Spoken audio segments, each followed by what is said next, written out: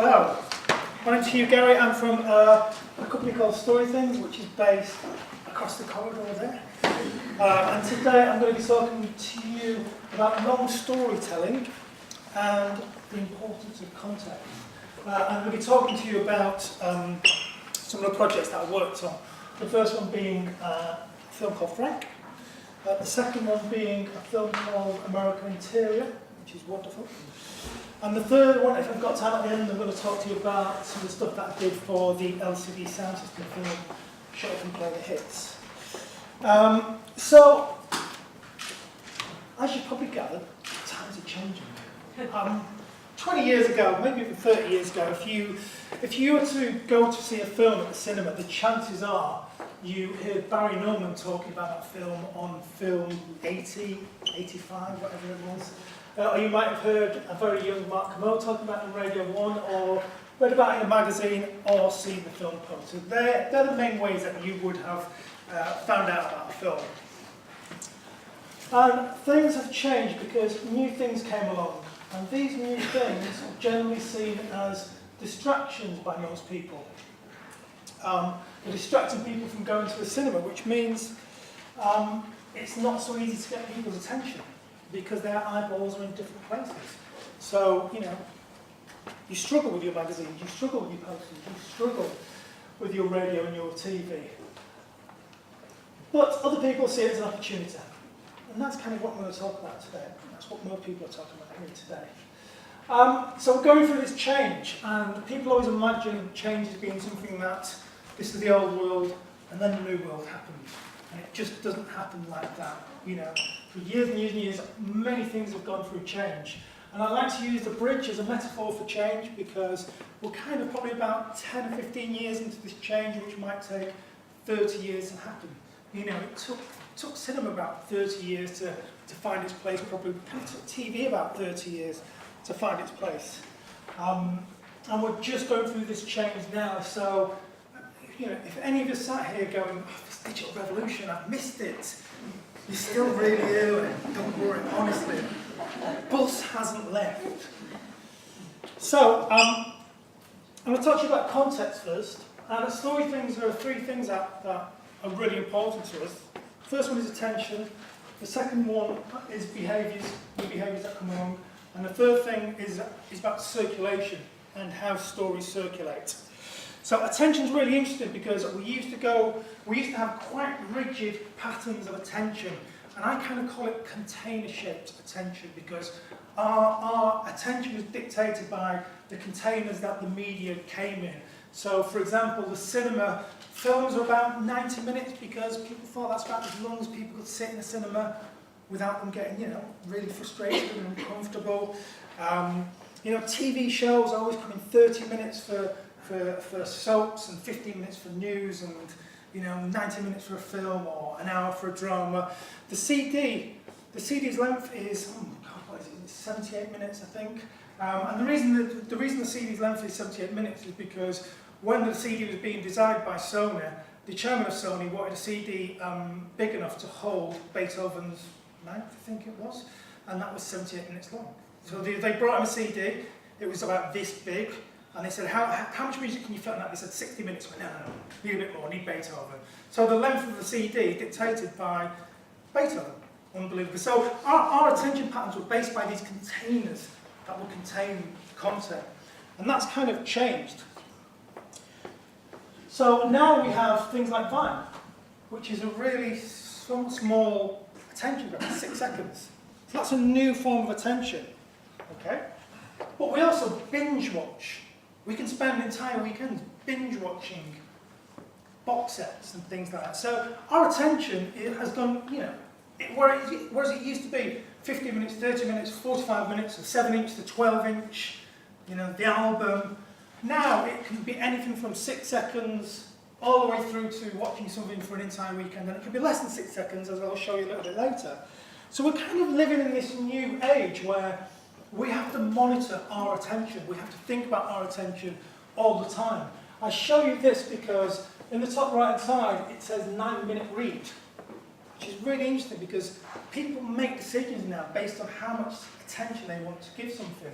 I've been doing a newsletter for story things for about 2 years now, and we started doing that a long time ago because it's really important. When I send out a load of links to people, they want to know how much of their attention it's going to take. So you have to think about people's attention now in ways that you never had to. And people are designing for new attention, so we're starting to see things, well, they've been around for quite a long time now, webisodes and mini clips, and there's all sorts of different attention patterns that you can design for. And it's really, really important to design for attention patterns that, that work for your audience. So understanding what the attention patterns of your audience are is quite important before you actually start designing your content. The next thing is behaviours, but you may remember this from this morning. Lovely Sarah. Hi. What are the new rituals for culture? And it's something that we're obsessed about. So about 2 years ago, I bought this book, and it was a book that I wish I'd read, actually, because it was, I think it was called 100 Curious Rituals or something like that, something along them lines. And basically, it was a book about all these new behaviours that have come along as a result of digital culture. The one that we're looking at here is called the Periscope, which is where you're at a gig, and you really annoyingly hold your phone up there to record what's happening. That did not exist 20 years ago. It didn't exist 10 years ago. It's a new behaviour, it's a new ritual, it's a new thing that's come along.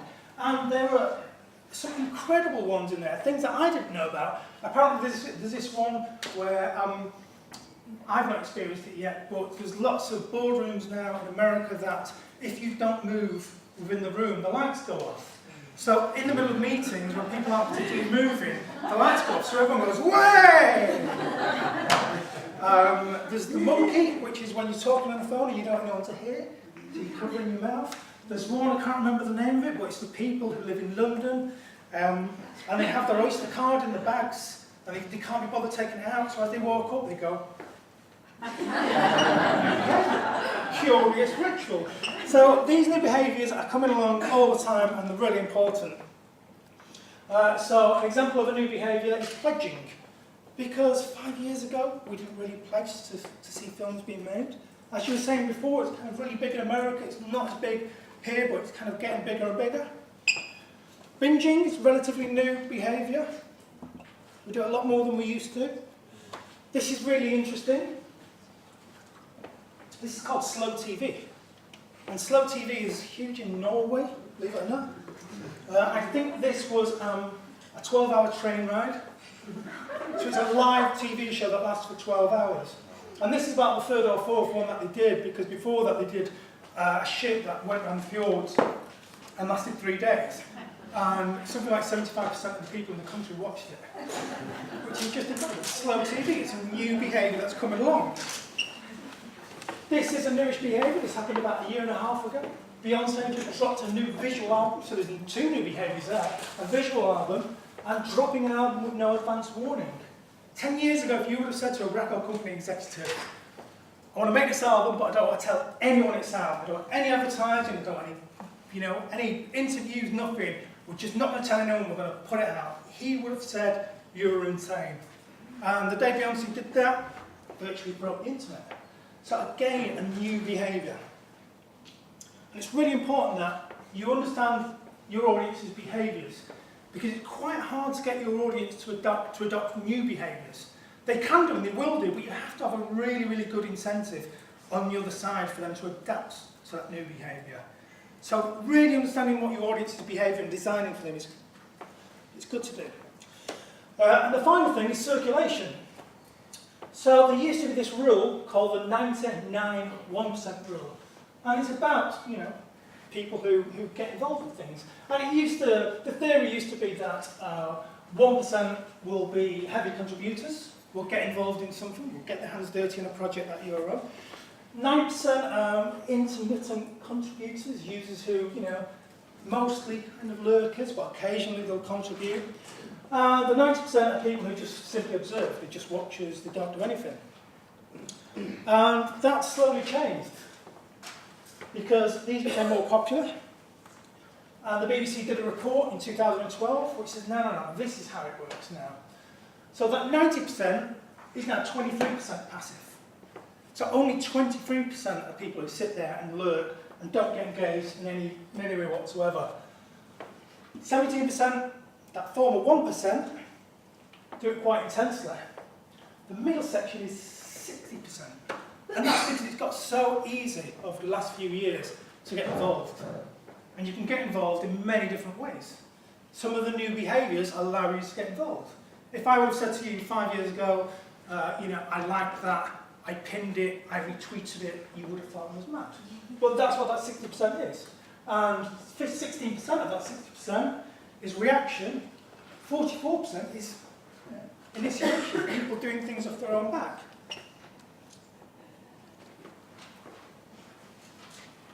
So, the last thing in terms of the ABC is circulation. So we used to live in this world of distribution. And remember this from earlier on.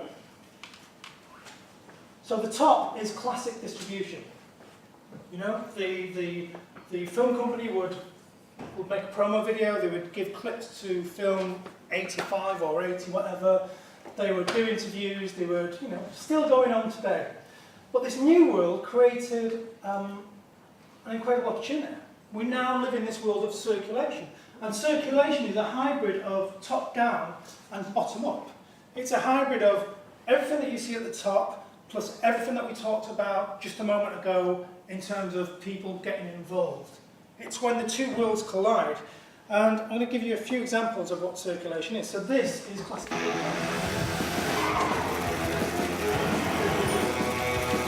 Lucky Bob. What? I said Lucky Bob, are you fucking dead for what? Die! It was a miracle. I told you this guy needs another hole. Jesus did. Hey, did you see the sign? Motherfuckers.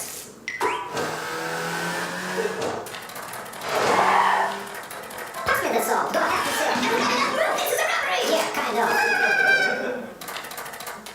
Long time ago, we used to carry watching the ass on. Should I jack off here or at my place? Stupid bitch! Ruining my perfect plan!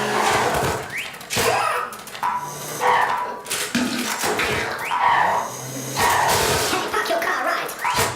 Welcome to Forex! We've got the tide spreads!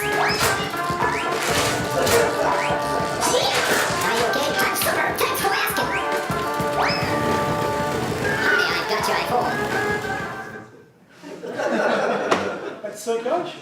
The top-down bit is, a film company producing this film and distributing it, and the bottom is the audience taking it and making something with it and sharing it amongst the friends. And it becomes in many shapes and forms. So with this as well, I'll show you a little bit of it. We get it already. From the director of 2 good Batman movies comes a film that will obliterate your eardrums with deafening horror noises. When Dream Thief Dominic Cobb gets his toughest assignment yet, he'll assemble a team of experts, including this small boy, who can suddenly learn to make complex dream mazes after doodling. A chemist who is literally the worst driver ever.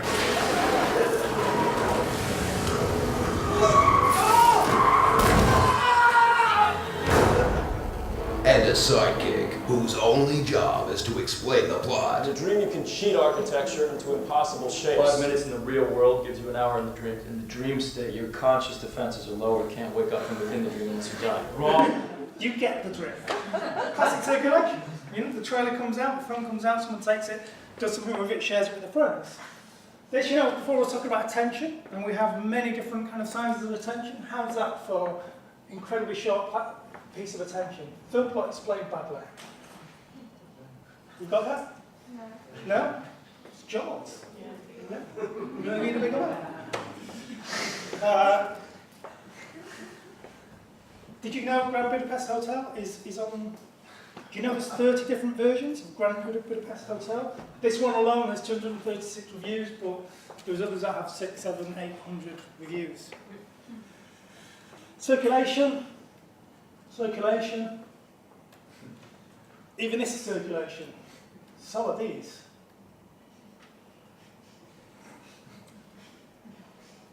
And this.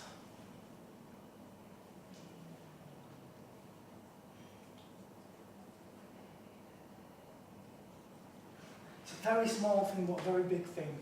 It's what people like to share. So why is this important? Well, as I said, we're in a period of huge change.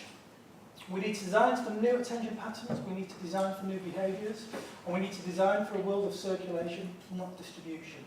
So I'm going to talk about Frank.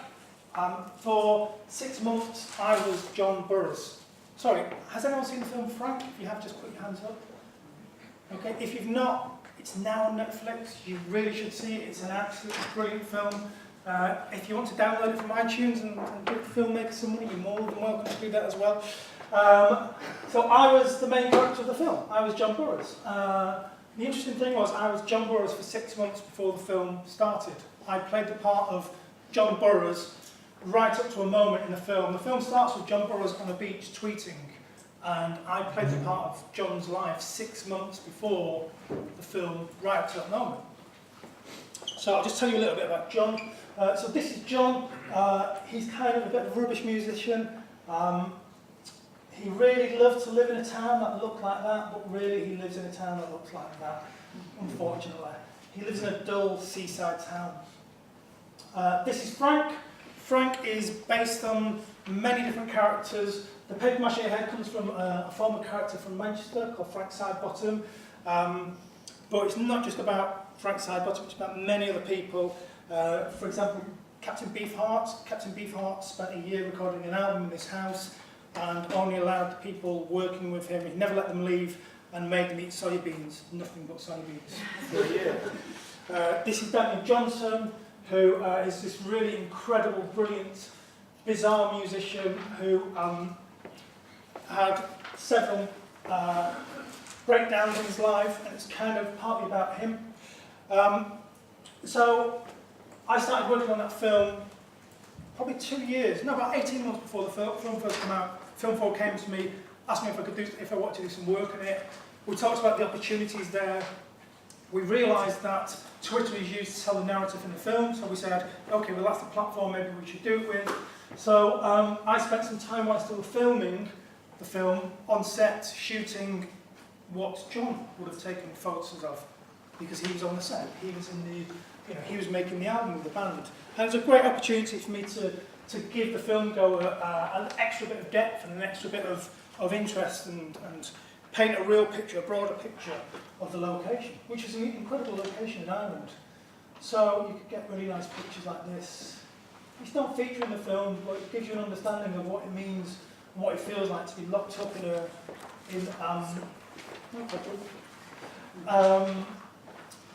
house in Ireland with a crazy band.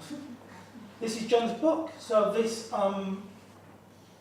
is Donald Gleeson, the writer, the main character, took this book and he wrote in it as if he was John, so he kind of played the part himself as John for quite a long time before the film. So I had access to all his writings, and it was just fantastic because he was writing really terrible lyrics, which is what John the character did in the film. But he was also doing things like practicing his signature, which everyone did when they were kids. Come on, you did. You practiced your autograph, didn't you? And he was thinking of different names for the band. So I was able to tweet those pictures and share them as if it was me, as if I'd just written them that day, which was great. So the film was written by John Ronson, and it's kind of semi-autobiographical. And I knew it was semi-autobiographical because I knew John Ronson from 1988. He used to live in Manchester. I'm from Manchester, and I could spot the semi-autobiographical bits in it. So when Film 4 asked me to get involved, I said I'd love to do a prequel. I'd love to sit down with John, and I'd love to write the story of what happened to John before he was stood on that beach. So John now lives in New York, so we went to New York and spent some time with him. And we just mapped out what John's life was like before he was stood on that beach that day. Or before, in his real life, John got a phone call from Frank Sidebottom's manager. He was an entertainment officer at university. He had Frank Sidebottom playing that evening. He got a phone call from the manager saying, sorry, we're going to have to cancel the gig, the keyboard player's disappeared. And John just kind of stupidly said, oh, I can play keyboard. And the manager said, can you play C, G and F? And he went, yeah. He goes, well, you're in there. And he ended up accidentally being in the band. So that's kind of how the film came about. So I sat down with John and we planned out John's life 6 months before the film, and we decided to tell it on Twitter. So it was really interesting because it was kind of John. We'd worked out the beats of the story, but at no point did John dictate to me what needed to be written. We talked about the events that might happen, but it was totally down to me to write the story, and it was kind of quite a challenge. One of the challenges was John lived in a really, really dull place, and that's part of the story, that he lives in this really dull, terrible town. And I had the job of painting that picture of a dull, terrible town, but also making it interesting on Twitter, because why are people going to follow someone if all he does is he works in a really boring job, a really terrible job that he hates? How do you make it interesting if he's got a terrible life? So I use things like sharing music as a way of kind of describing the town. This is a seaside town that they forgot to close down. Morrissey, every day is like Sunday. So every day John would tweet a new tune. Sorry to contradict you, Morrissey, but the seaside town where they did close everything down. So these are the pictures from Eastbourne I chose. Just did an audit of the station that covered YOLO, no regrets. Yeah, and he says here's a photograph of the whole point similar to the one in my last tweet, the last kind of picture you share. And so the reason why I showed Billy Lie, the clip from Billy Lie before was Billy Lie is my favourite film, and the similarities are just incredible. Because Billy Lie had this incredibly dull life. He worked for an undertaker, and the way he kind of escaped that life was by going to this fantasy world called Ambrosia. He escaped, and probably about 80% of the music of the Smiths is based around Billy Lie. William Is Really Nothing, Frankly Mr. Shankly, all about Billy Lie. So I decided that I was going to, kind of try and use a bit of Billy Lie in the way he did. So we'd have these fantasies. So he'd say things like, just spotted Facebook owner Justin Timberlake selling donuts on the pier for 60p. Good value, I said. Thanks, he said. He had to be there. And yeah, he would have these conversations with like the likes of Paris Hilton. He was the last person he would have a kind of conversation with. She'd say something and he'd say, that's terrific. What's your favourite hibernating animal? The box turtle, common portwell, the fat-tailed dwarf lemurs.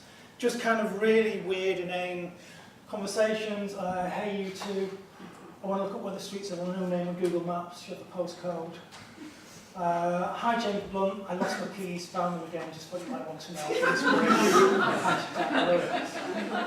And then straight afterwards, actually I can see from James Blunt's Wikipedia that his next two singles are a summer theme, Sincerely Flattered, and someone had gone in, I don't know who it was, adopted Wikipedia, so we see at the bottom his next single is called Lost Keys, then the single after that is The Found Keys, and they came from the album Where Did You Have Them Last? So you could just kind of have fun with his boring life. He worked in an office that he really hated.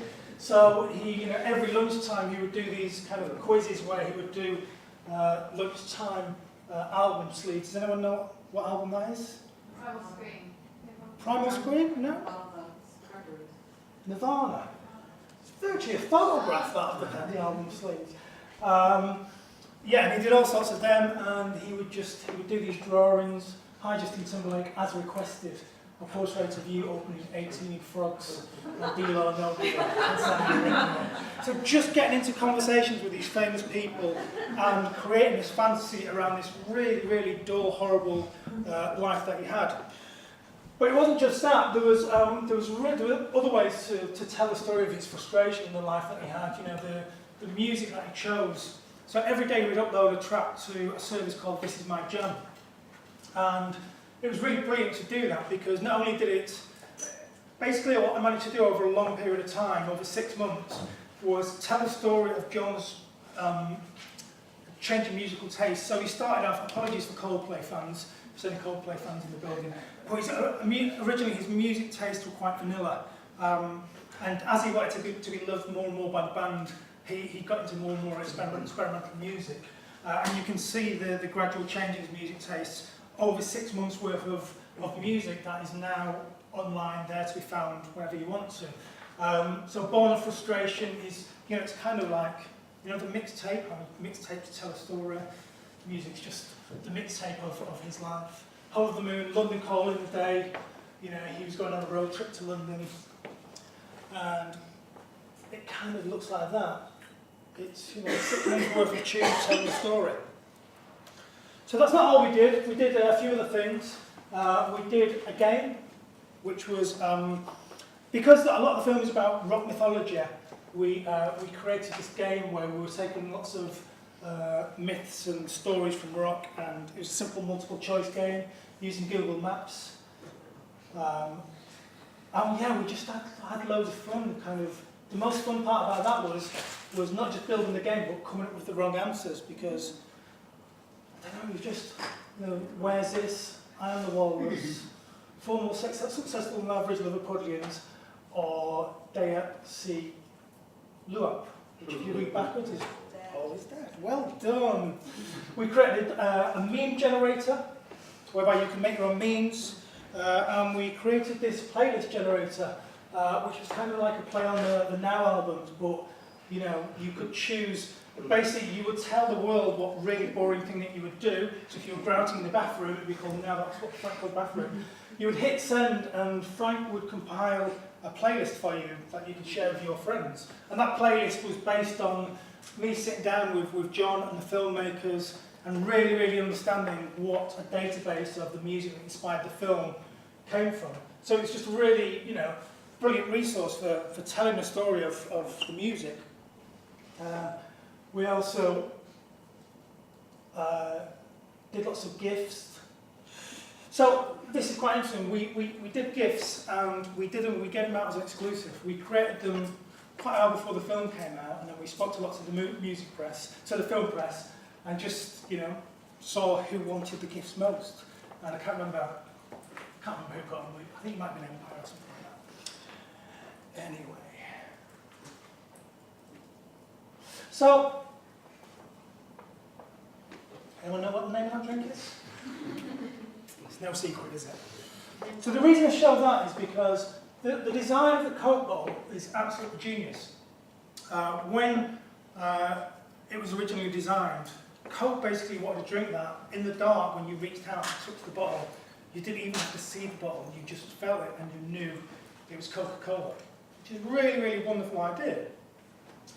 But what they didn't really realise is that 150 years later, I'd be stood here using it as a metaphor for the way we can distribute content now. Because if you take one of those classic ridged Coke bottles and drop it on the floor and it shatters into 1,000 pieces, if you were to pick up one of those single pieces, chances are you would still be able to tell it was a piece of the original Coke bottle because of the ridges. It's a metaphor that I've stolen off a brilliant designer called Matt Webb. And basically that's what we're doing, really. You know, the original film is still there, but I've created thousands of little shattered pieces of content that all relate to that film, and through looking at them and touching them and playing them, you recognise the film. So I'll just go through some of the bits of content that I created. So in 6 months, there were 30,000 words typed into Twitter, so that's almost a book's worth of content. I put up over 200 photos and videos. 30% of the tweets were favoured, which is incredible. It's every 1 in 3 tweets, someone says, hey, that's amazing. So, sorry, one thing that I didn't explain to you is we didn't tell anyone that John Burroughs was a character in a film. We just launched him as a weird guy. And it was great because, you know, John Ronson was getting tweets from so many people saying, I've just realised that weird guy who lives near me is actually you in the film. People had followed him, assuming that he lived around their way. We posted 120 tunes on This Is My Jam. There was 1,900 plays, or in other words, 126 hours of listening.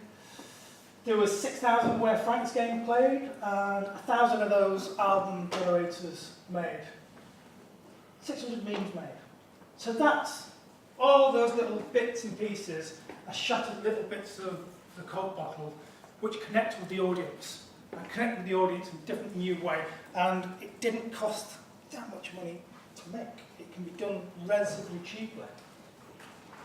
So I did this this afternoon. I wrote back, so John hasn't tweeted, John stopped tweeting. If you've seen the film, he stopped at a point, yeah, I can't tell you more for anyone who doesn't. Sorry, so he stopped tweeting on June the 1st last year. And every now and again I go in and I'm amazed to see that just 7 hours ago we've got 3 more followers. 10 hours ago, 2 people went and retweeted a tweet from June the 1st. If you look here, on the 3rd of March, someone had gone all the way back through his Twitter feed to January the 28th, not this year, last year. And it's really, really great. And this is what kind of excited John Ronson the most. Not what actually happens, not so much what happens now around the film, but the fact that we've created this really, really brilliant piece of content which will be there as long as Twitter's there, as long as This Is My Jam's there, and as long as all the other platforms are there, that tells the story of this character from the film. So in 10 years' time, people will still be stumbling. As people discover the film Frank in 10 years' time, they will discover John Burroughs and they still have a piece of his story to read. So I'm going to rush through this because I know time's cracking on. So American Interior is a really brilliant book, album and film, and an app by Griff Rhys. We built an app for him.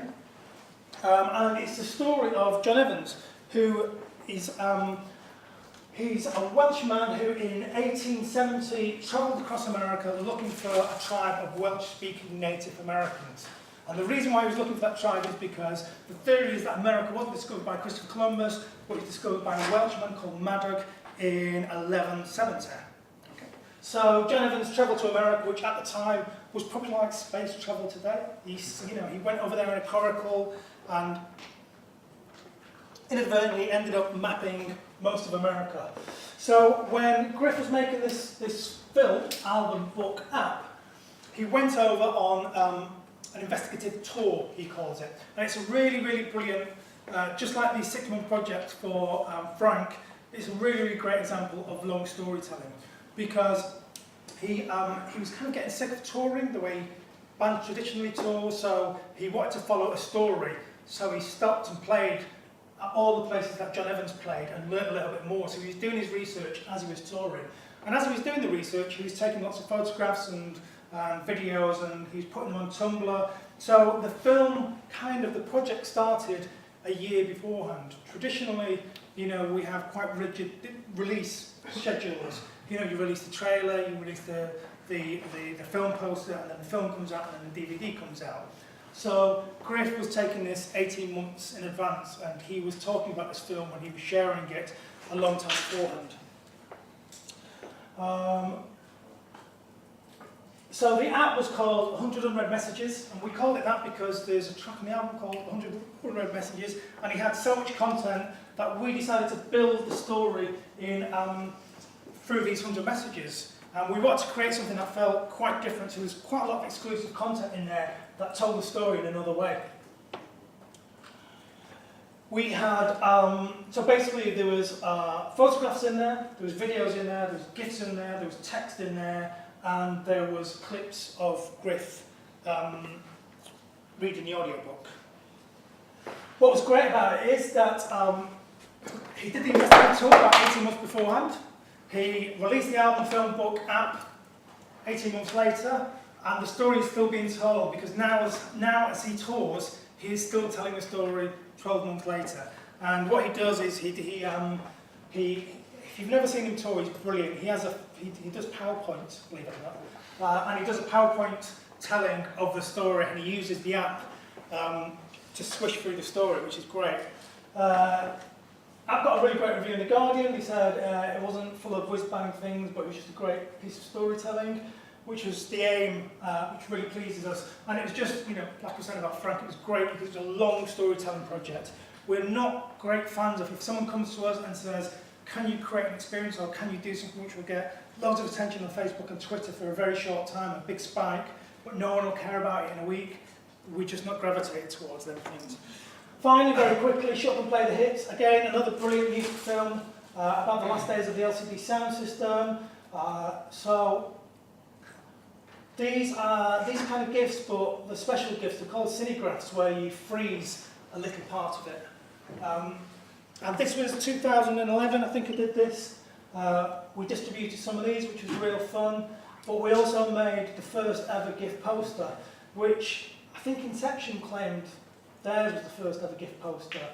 But I had done this 6 months beforehand, sorry. And we did a shop and make your own poster, which a lot of people did, and took photographs and distributed them. And then people just made their own versions, and then they made their own memes. And then I did a Pinterest board of how people were starting to use phones in cinemas, which is really bad. But I never realised how many people actually took photographs of their actual film ticket. Everyone does it apparently. And everyone takes pictures of screens. And we reunited the band using Google Hangouts the night of the premiere. And yes, so this is quite important. We use something called Pledge Music, which is like Indiegogo or Kickstarter, but for bands. And I begged the filmmakers of Frank to kickstart the album. To don't just release the album of the music in Frank as an album, kickstart it. And the reason why I wanted him to do that was because it had nothing to do with money, it had nothing to do with, it was all about developing that rapport with your audience and really understanding who your audience are and having that connection on a new level. So as someone was saying before, you know, you can't just put stuff on, you have to engage with your audience for campaigns like that to work. You have to speak to them, you have to really, really know them, know what they want to are. And I just thought it was a great opportunity for filmmakers to really know their audience. They didn't want to do it. So LCD Sound System, we released this film, we showed it at the cinema, and then we started doing club tours with it where we would actually show the film in clubs, and James Murphy would actually DJ the clubs, which was great. And unfortunately we've not got time to watch that, but it's a great clip. It's called Everything's Amazing, you might have seen it. That's it, thank you. Sorry about that.